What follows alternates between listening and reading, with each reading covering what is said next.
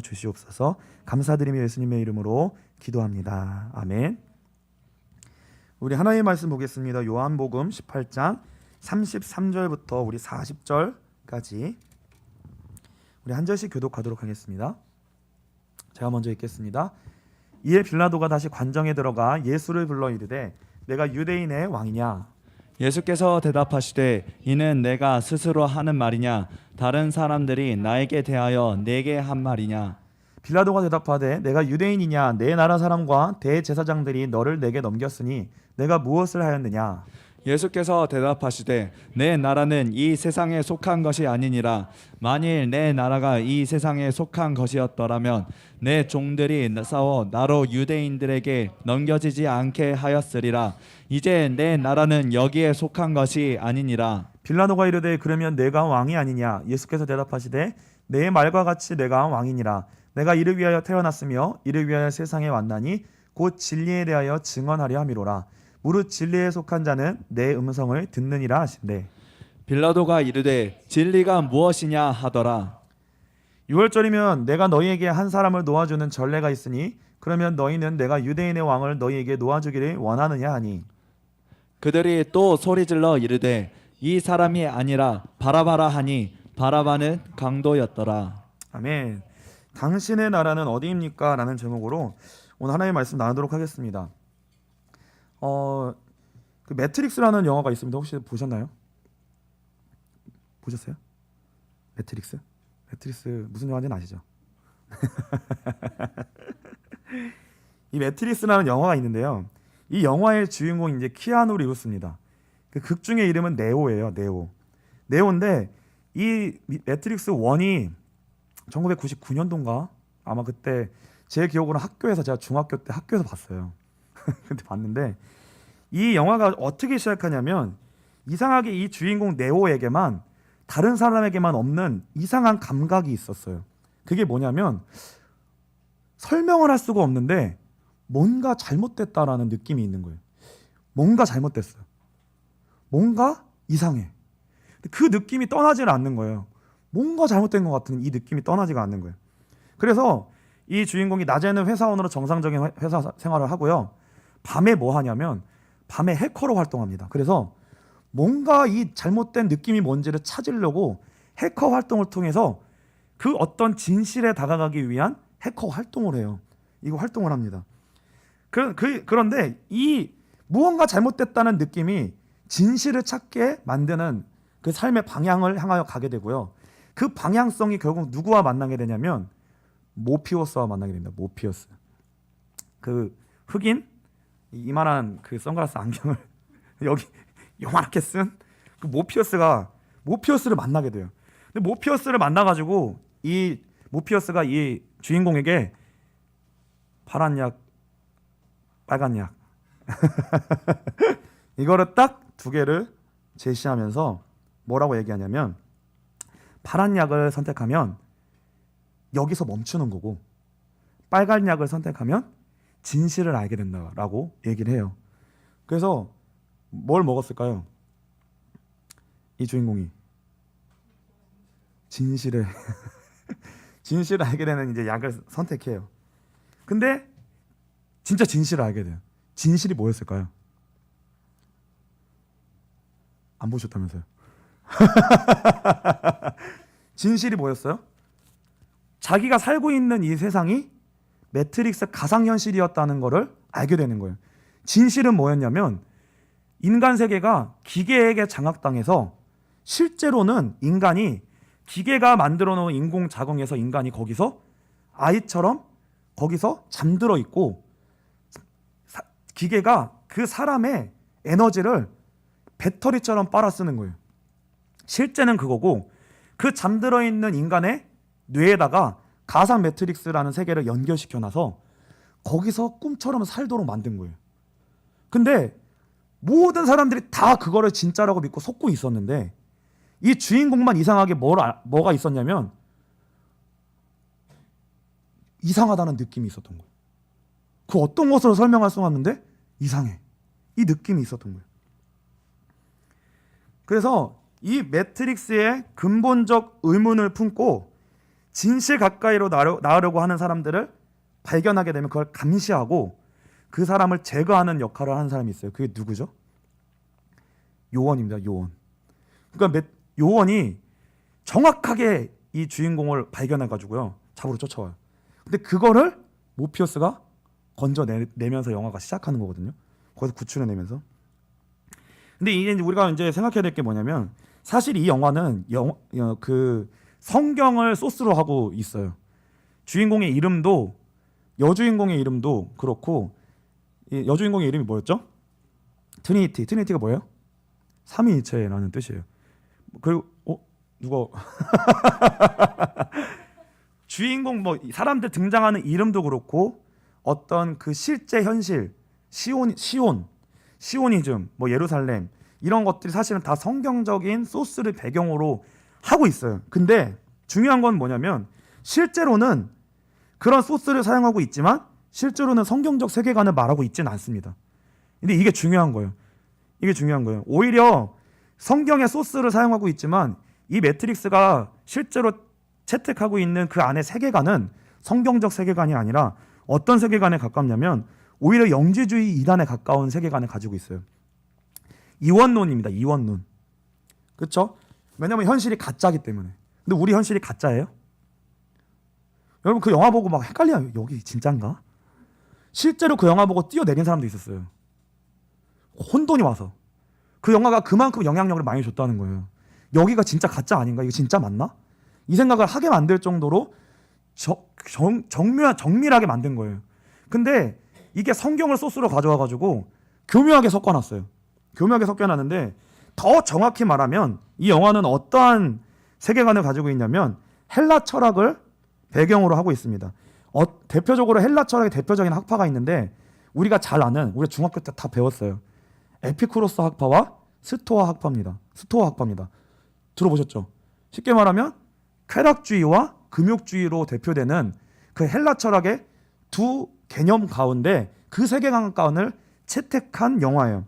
이게 성경에 나옵니다. 사도행전 17장 16절로 18절입니다. 바울이 아덴에서 그들을 기다리다가 그 성에 우상이 가득한 것을 보고 마음에 격분하여 회당에서는 유대인과 경건한 사람들과 또 장터에서는 날마다 만나는 사람들과 변론하니 어떤 에피쿠로스와 나오죠? 아셨어요 이게? 성경에 나옵니다. 바울이 그 당시에 실제적으로 성경을 가지고 예수 그리스도의 복음의 진리를 가지고 변론했던 사람이 실제 존재했어요. 띄워주세요. 에피쿠로스와 스토아 철학자들도 바울과 쟁론할 때 어떤 사람은 이르되 이 말쟁이가 무슨 말을 하고자 하느냐 하고 어떤 사람은 이르되 이방신들을 전하는 사람인가 보다 하니 이는 바울이 예수와 부활을 전하기 때문이라. 그래서 쾌락주의와 금욕주의로 대표되는 학파인데 이 영화의 세계관은 성경적 세계관이 아니라는 거예요. 그거는 그냥 껍데기만 그런 것처럼 보였지만 실제 안에서 채택하고 있는 세계관은 뭐였다는 거예요? 금욕주의와 이 쾌락주의로 대표되는 헬라 철학의 이원론의 세계를 사실은 그 안에 담고 있어요. 그래서 이 영화 감독은 어떤 학파의 주장에 서 있는 감독이었을까요? 어느 걸 더 옹호하는 사람이었을까요? 여러분이 한번 생각을 해보세요. 에피쿠로스 학파는 쾌락주의입니다. 그리고 스토아 학파는 금욕주의예요. 어디? 스토아. 발음이 아주 금욕주의 쪽에 선택을 한 거예요. 그것이 선이라고 이 영화 속에 그 메시지를 사실은 담아놓은 거거든요. 이걸 우리가 어떻게 볼 수 있냐면 매트릭스는 허상이에요, 진실이에요? 허상이죠. 그럼 거기서 얻는 쾌락은 진짜예요, 가짜예요? 가짜죠. 그럼 쾌락을 따르는 거는 그게 쾌락주의는 옳다는 거야, 옳지 않다는 거예요?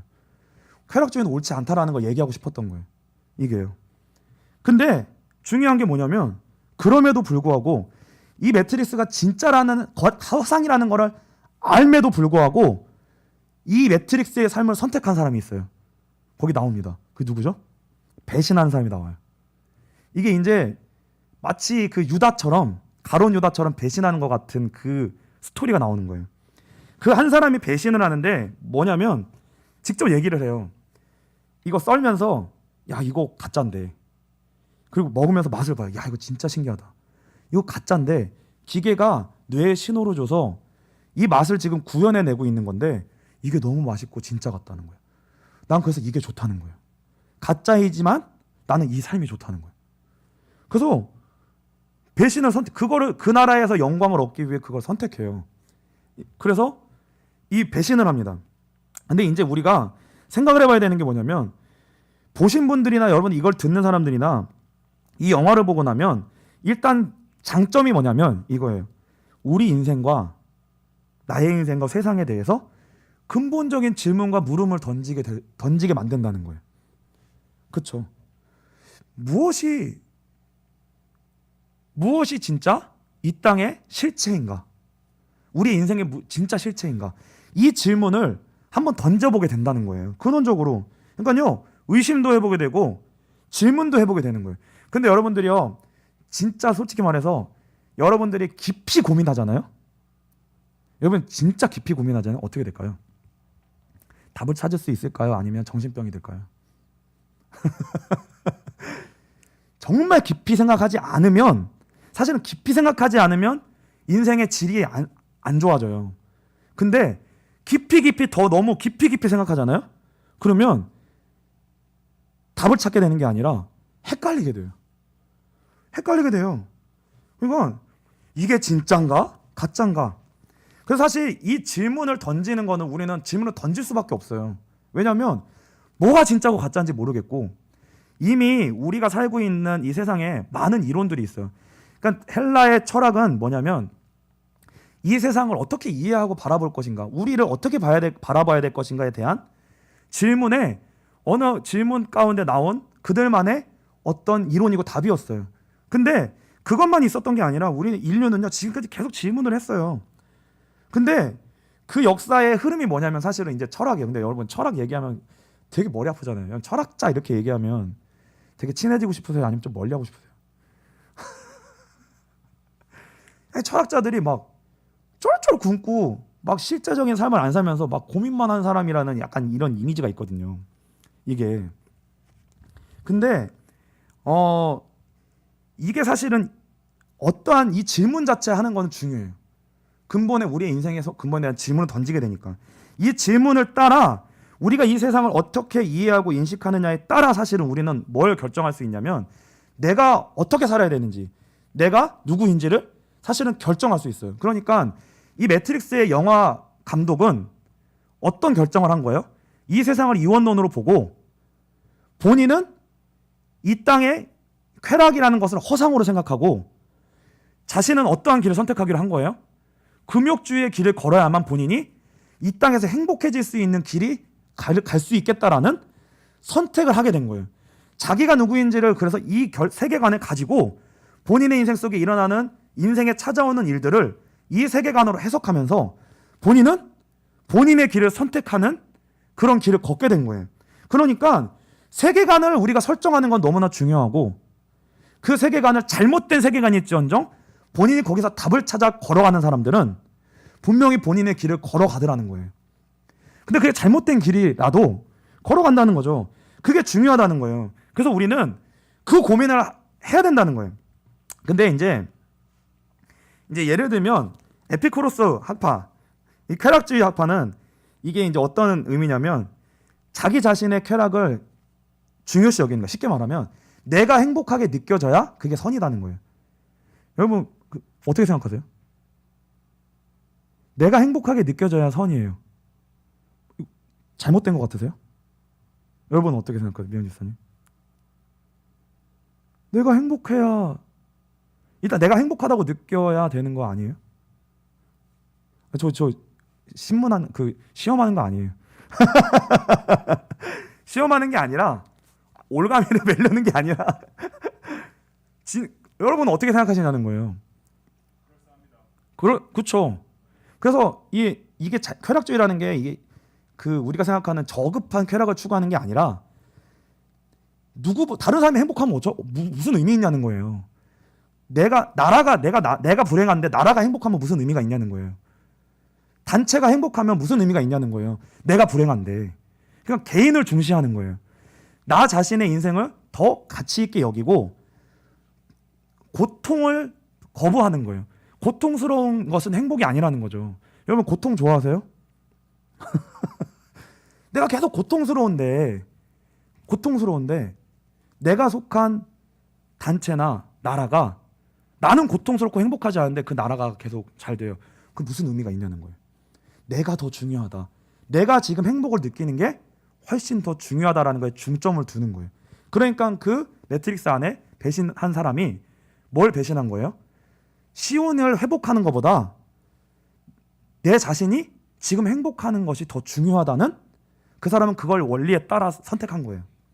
그게 그 사람에겐 선이었기 때문에. 그게. 근데 이 감독의 채택한 사상은 뭐냐면 금욕주의인데, 금욕주의는 뭐냐면 개인의 행복과 가치보다 뭘 더 중요시 여기냐면 자신이 속한 나라와 질서와 세계의 선을, 세계가 말하는 보편적 가치를 더 중요하게 여기는 거예요. 그래서 우리에게 나라가 있고 가정이 있고 그러면 질서가 있잖아요. 우리 이미 단체 없이 살 수 없잖아요. 그러면 그 단체가 있고 질서가 있다는 거는 그냥 있는 게 아니라 다 하나하나의 의미가 있고 가치가 있으니까 그것은 우리가 반드시 따라야 하는 순리라는 거예요. 그러니까 그 순리를 따라야 하는 과정 속에 나에게 만일 고통이 생긴다면 그 고통은 내가 감수해야 된다라는 거예요. 그러니까 개인이 그 순리에 따라 살다가 고통이 오면, 고통이 오더라도 나는 그것을 감수하고 금욕해내는 삶을 살아낼 때 더 큰 지혜를 향하여 나아갈 수 있다라는 게 이 감독의 택한 사실은 내용이었다는 거예요. 근데 이 영화가 우리에게 주는 교묘한 혼돈과 속임이 있습니다. 이거를 포장을 뭘로 한 거예요? 성경으로 한 거예요. 기독교의 내용으로 한 거예요. 포장을. 이게 너무나 교묘한 거예요. 그러니까 우리가 생각할 때 되게 인사이트가 있는 것처럼 보이고, 이게 마치 신앙 아닌가? 라고 생각할 만큼의 교묘한 속임수가 사실 이 안에 들어있는 거예요. 그런데 그 안에는 뭐가 있냐면 이원론으로 나눠져 있고 금욕주의가 들어있고 쾌락주의가 들어있고 포장을 해놨다는 거예요. 그래서 우리가 이제 제가 이거를 얘기하는 이유는 뭐냐면, 우리가 이제 그렇다면 기독교, 성경이 말하는 진리가 무엇인지에 대해서, 그러니까 예수를 믿는다는 것이 무엇인지에 대해서 이제 우리는 진지한 태도로 임해야 된다는 거예요. 우리가 성경이 말하는 예수를 믿는다는 것이 무엇인지에 대해서 명확하게 질문하고 진지하게 임하고 명확하게 찾아내지 못하면 우리는 뭐예요? 여러분들 하나의 영화를 보면서도 그 안에서 정확하게 기독교 세계관으로 그걸 분별해낼 수가 없어요. 그냥 속아버리는 거예요. 그들이 따라가는 메시지에 따라 우리는 아전인수격으로 저거 기독교의 내용을 담고 있네? 여러분들 영화가요 계속 그런 식으로 나올 거예요. 앞으로는 영화가 더 이상 영화를 만들 만한 소스가 없어요. 더 이상 가져올 소스가 이제 없어요. 근데 하나 남은 소스가 뭐냐면 성경입니다. 어떻게든 이 성경에서 이 소스를 끌어올 거예요. 그리고 생각보다 성경이 전 세계에 많이 퍼져 있어요. 그리고 많은 사람들에게 성경적 세계관이 많은 사람들에게 영향을 주고 있기 때문에 어떻게든 성경의 소스를 가지고 영화를 만들고 소설을 만들고 드라마를 만들고 많은 매체들을, 우리가 살아가고 있는 것들 속에 많은 것들을 다 그 소스를 가지고 와서 만들 거예요. 그러나 그 안에 다 뭐가 담겨 있는 거예요? 모양과 내용은 다 다르지만 교묘하게 그 안에 속임수와 진리가 아닌 것들로 그 안에 다 들어가서 결국 뭐 하는 거예요? 우리에게 메시지를 주는 거예요. 우리에게 메시지를 준다는 거예요. 근데 우리가 진리를, 복음이 무엇인지를 그만큼 제대로 알고 있지 못하면 해석조차 못한다는 거예요. 해석조차 못해요. 골로새서 2장 8절입니다. 누가 철학과 헛된 속임수로 너희를 사로잡을까 주의하라. 이것은 사람의 전통과 세상의 초등학문을 따름이요 그리스도를 따름이 아니니라. 계속해서 우리에게는 이 세계관의 혼동이 있고 끊임없이 이 세계는 우리에게 혼란을 줄 거예요. 그러니까 사실은 이 오후 예배 시간은 여러분들 부담이 없이 들으셔도 되는 게 뭐냐면 지금 특세 기간이기도 하고 우리는 기도하는 일에 또 예배 드리는 일에 많은 마음과 시간과 열심을 드리고 있어요. 그러나 이 시간에는 그것과 같이 한 가지 가야 될 게 뭐냐면 우리는 동시에 생각해야 된다는 거예요. 그래서 생각할 수 있는 타임과 시간을 드리는 거예요. 그래서 진리는요 2가지의 의미가 있습니다. 진리는 반드시 예배는 어떻게 드리는 거냐면 하나님이 직접 말씀하셨어요. 영과 진리로 예배해야 된다고.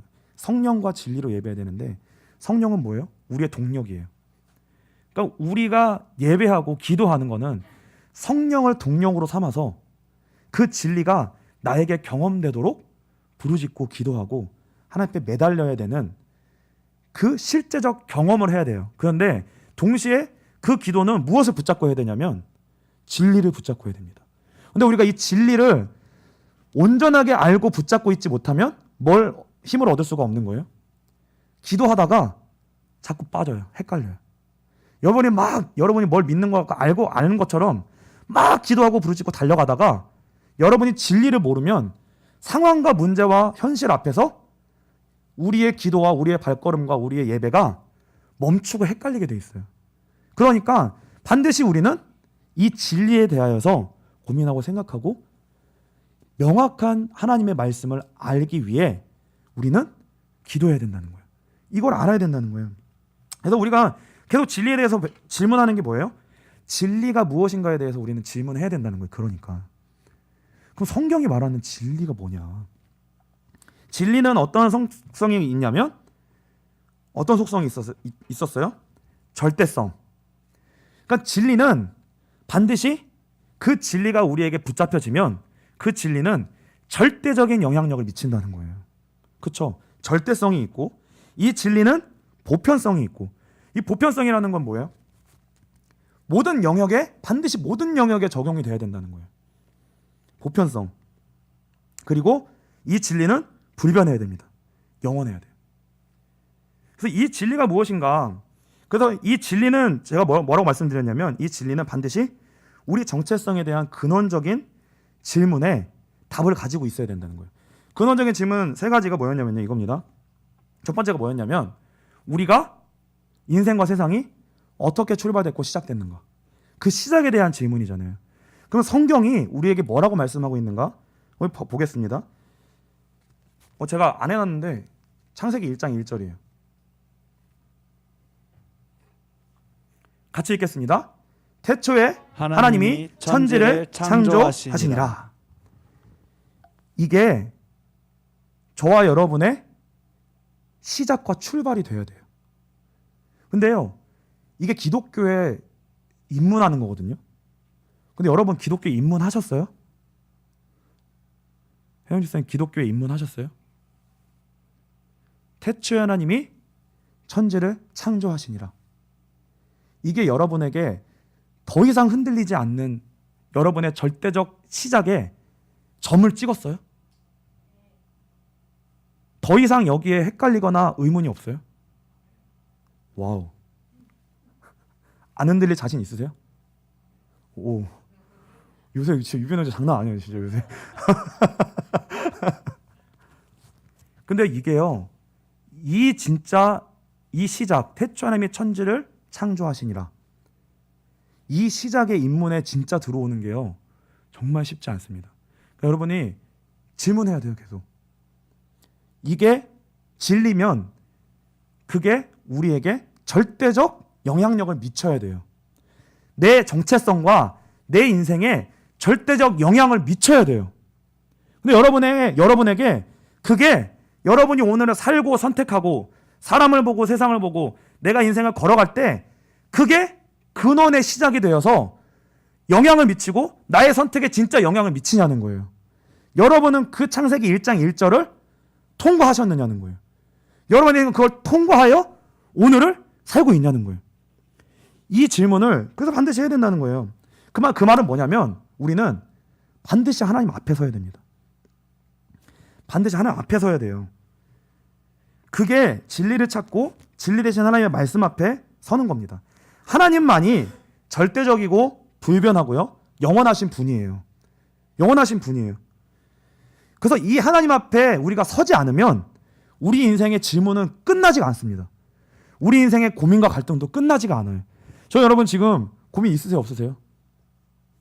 갈등 있으세요, 없으세요? 여러분은 지금 온전함 가운데, 진리 가운데 온전히 거하고 계세요? 협박하는 거 아니에요.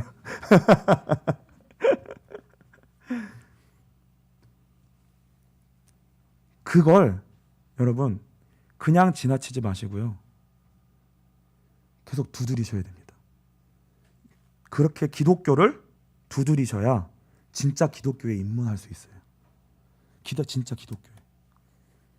그것이 여러분들이 그냥 들어왔다라고 생각하면 이미 시작이 잘못됐기 때문에, 시작이 견고하지 않기 때문에, 시작이 명확치 않기 때문에 우리는 그 다음 과정을 계속 헤매는 거예요. 이 안에 들어와서도, 교회 안에 들어와서도. 그래서 그 두드림과 진짜 입문이 여러분들에게 있게 되시길 주님으로 축복합니다. 그래야 두 번째 질문의 자리로 나아갑니다. 그래야 나는 여기 왜 존재하냐는 거예요. 그러니까 여러분이 시작이 하나님 앞에 바로 쓰면 오늘에 대하여 고민과 질문이 끝나게 돼 있어요. 근데 여러분은 진짜 오늘에 대하여 고민과 질문이 안 끝나잖아요. 그렇죠? 안 끝나요. 그러니까 그 고민을, 문제를 어디로 자꾸 옮겨가야 되는 거예요? 하나님 앞에 나를 세우는 자리로 자꾸만 우리가 그것을 옮겨야 돼요. 내가 그러면 오늘 무엇을 위해 이 세상에 태어났고 오늘 무엇을 위해 살아가냐는 거예요. 성경은 이렇게 말씀하고 있습니다. 요한복음 6장 27절로 29절입니다. 제가 읽겠습니다. 썩을 양식을 위하여 일하지 말고 영생하도록 있는 양식을 위하여 하라. 이 양식은 인자가 너희에게 주리니 인자는 아버지 하나님께서 인치신 자니라. 그들이 묻되 우리가 어떻게 하여야 하나님의 일을 하오리까? 예수께서 대답하여 이르시되 하나님께서 보내신 일을 믿는 것이 하나님의 일이니라 하시니. 뭐라고 말씀하고 있어요, 예수님이? 예수님 말씀이 진리잖아요. 실제잖아요. 그러면 뭐라고 얘기하고 싶냐면 오늘 우리가 사는 이유는 뭐냐면 썩을 양식을 위하여 살지 말고 무엇을 위하여 사는 거라는 거예요. 오늘은, 우리 오늘은 크게 띄워주실래요? 영생하도록 있는 양식을 위하여 하라. 오늘을 우리에게 왜 주셨다는 거예요?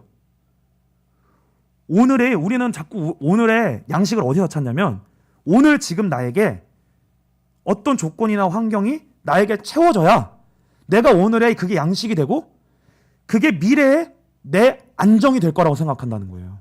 그게 근데 뭐라는 거예요? 썩을 양식이라는 거예요. 썩을 양식. 그 양식을 먹으면 어떻게 된다는 거예요? 반드시 죽는다는 거예요. 그 양식은 그냥 유한한 생명을 잠깐만 보존하는 양식이고 미래의 죽음으로 갈 수밖에 없는 양식이라는 거예요. 근데 하나님이 우리에게 오늘 무슨 양식을 주신다는 거예요? 영생하도록 있는 양식을 오늘 주신다는 거예요. 그러면 오늘을 내가 어떻게 사는 거예요? 하나님 앞에 나를 세워 하나님의 말씀 앞에 서야지만 오늘 나는 뭘 얻을 수 있는 거예요? 그 말씀으로부터 영원한 양식을 공급받을 수 있다는 거예요. 그 양식을 먹는 것이 얻는 것을 위해 오늘을 사는 거라는 거예요. 근데 그 영원한 양식이 뭐냐? 그 영원한 양식을 우리에게 주는 일이 하나님의 일인데 하나님의 일은 뭐예요? 우리가 예수를 믿게 하시는 거래요. 그럼 오늘 우리는 무엇으로 사는 거예요? 예수를 믿음으로 사는 거라는 거예요. 믿는다는 건 뭐예요? 예수를 먹음으로 산다는 거예요. 예수를 먹음으로만 살 수 있다는 거예요. 오늘 예수를 먹어야 된다는 거예요. 그 한 가지를 위해 우리 명수 집사님과 유빈 형제와 미영 집사님과 혜영 집사님에게 그 우리에게 있는 그 모든 환경과 조건과 이 대한민국과 세계의 역사까지 이 모든 거를 무엇을 위하여 움직이고 계시냐면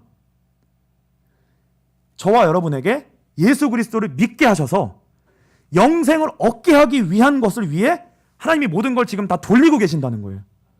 그러면 내가 오늘 그 하나님의 뜻과 계획과 맞아지는 것이, 맞아 들어가는 그 인생을 살게 되는 것이 뭐예요?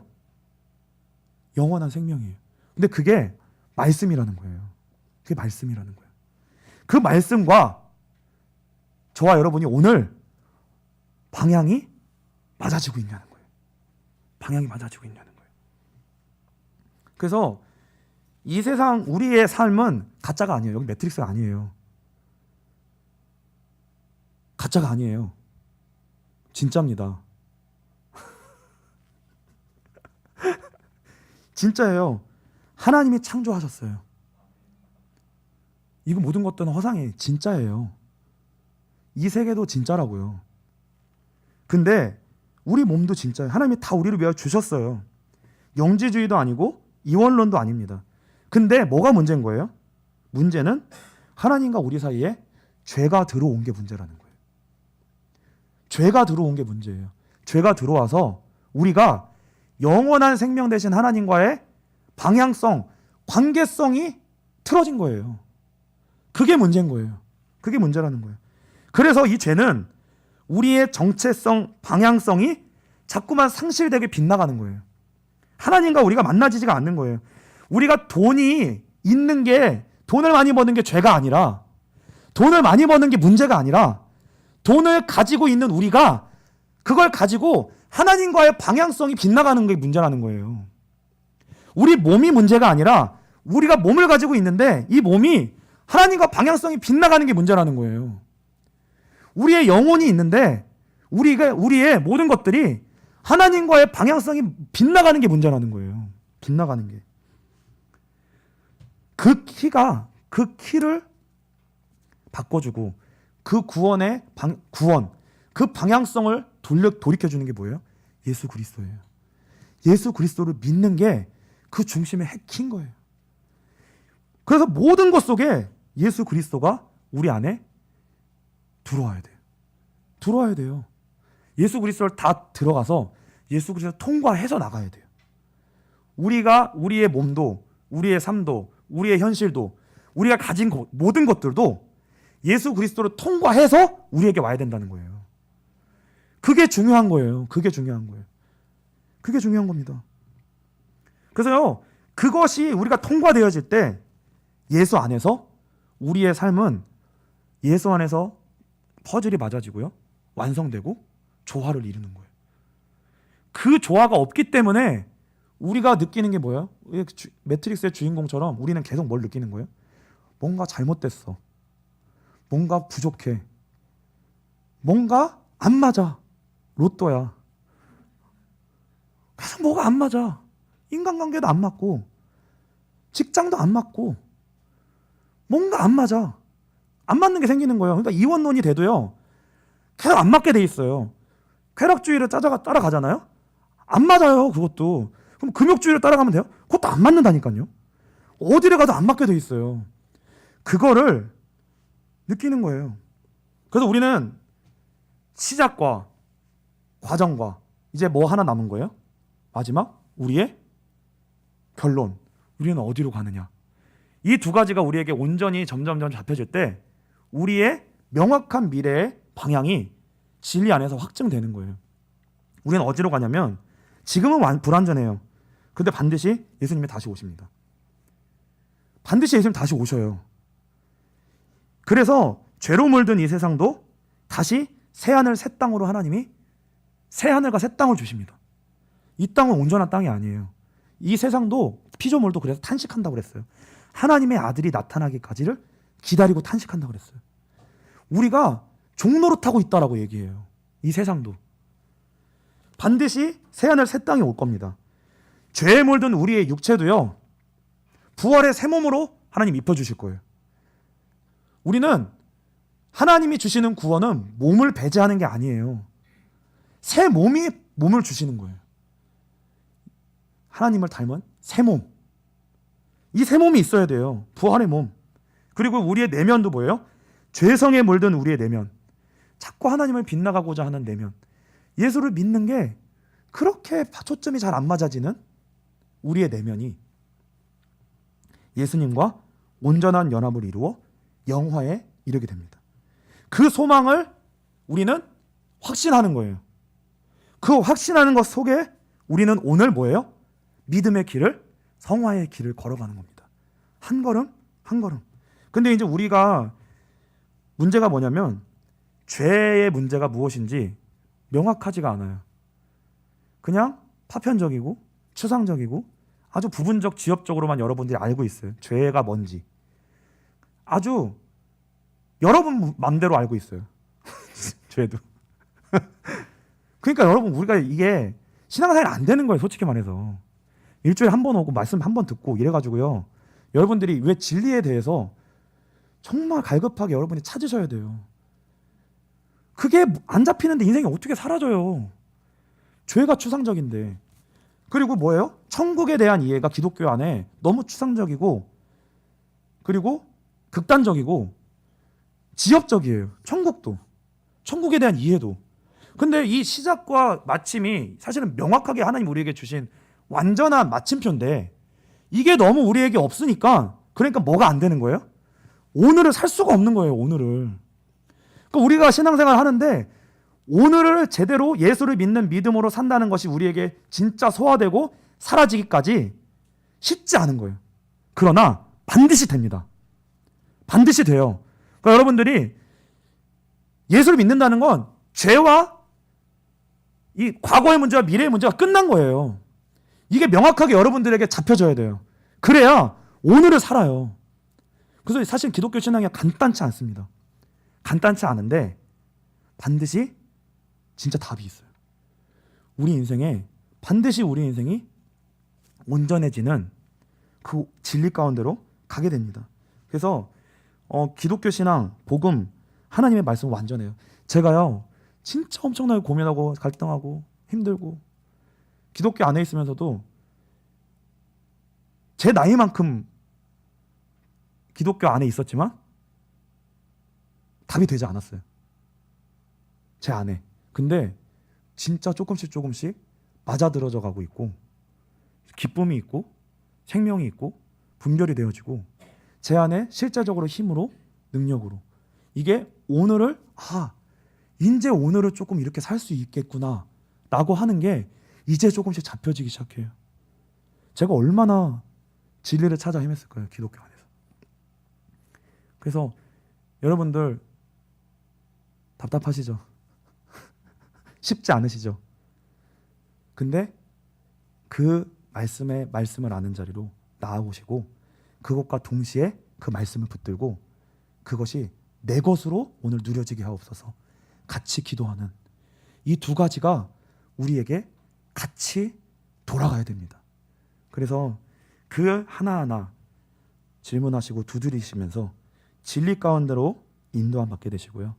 반드시 여러분의 생명으로 힘으로 능력으로 누려지게 되시기를 주님의 이름으로